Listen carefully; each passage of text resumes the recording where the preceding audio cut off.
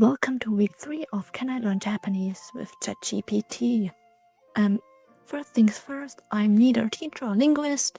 I'm just doing this out of fun. So if you want more in-depth knowledge, I would recommend you to check out actual linguists or people who can speak the language fluently at this point. I'm just recording my week-to-week progress and will tell you what kind of issues I had with ChatGPT. Right, let's start with a little recap of week 3 hiraganas. The week 3 hiraganas consisted of the B series, the P series, the yon, hana dakten plus yon combined, and dakten plus yon combined. Day 20 and day 21 were the katakanas. I decided to do them next week so that we don't abruptly start a new topic. So yeah, it's only day 15 to day 19 this week. Let's take a look at the vocabulary of week 3. Because it were few days, there are also less vocabulary. I only highlighted one specific vocabulary this time, which would be shashin. I will explain later because it was a bit of an issue. So let's start with the issues I had this week with ChatGPT. And the first issue is an issue we already had last week, and it concerns the diacritic signs. Last week we had a dakten, this week we had the introduction of the hana dakten.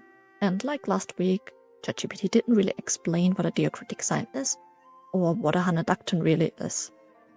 So first, a diacritic is a symbol added to a letter to change its pronunciation, indicate stress, or distinguish a word's meaning.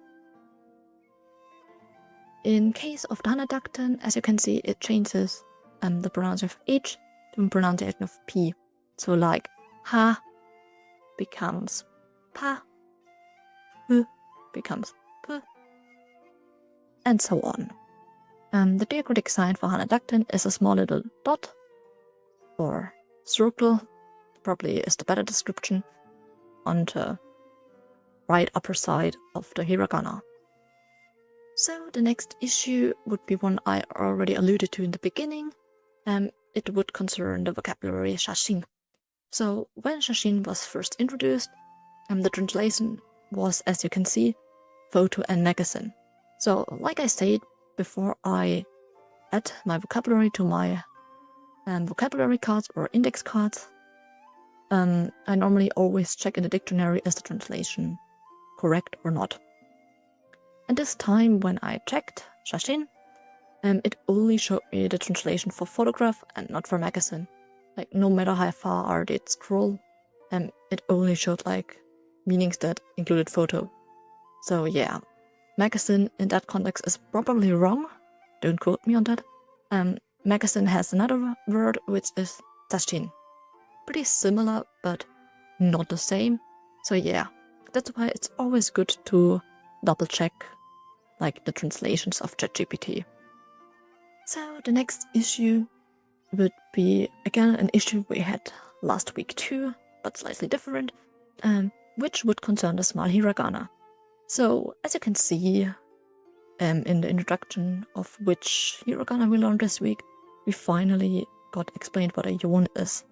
But there was one small hiragana ChatGPT didn't explain, so I need to look it up myself. And that was the small tsu. So let me tell you what a small tsu is and what it's used for. So the small tsu is mainly used to indicate a short break or a double consonant. You can see this here in the examples, the double consonant, for example, the word poketto. You can see tsu in front of the hiragana to becomes TTO when you look at a romanji. Short break is something you normally see in mangas, like when there's a sudden ending or abrupt ending to like a word. Like here, for example, as an exclamation. So like always, I don't really like to end everything on a negative note. Let's talk about the positive things and about what went well.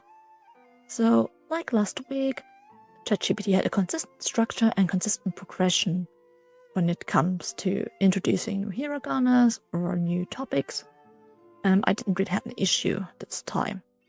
We also had our first full sentence exercise, And of course, I will show it to you so you can try it for yourself. So just try to read it and translate it. ChatGPT also added a small help. You can see this in the brackets below the sentence. So yeah, just try it for a second if you can get it to read and to translate it.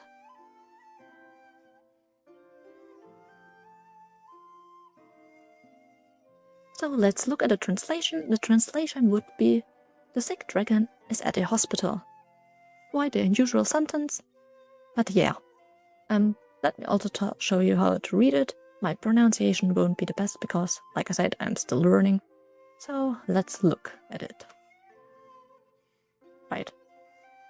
病気の竜は病院にいます.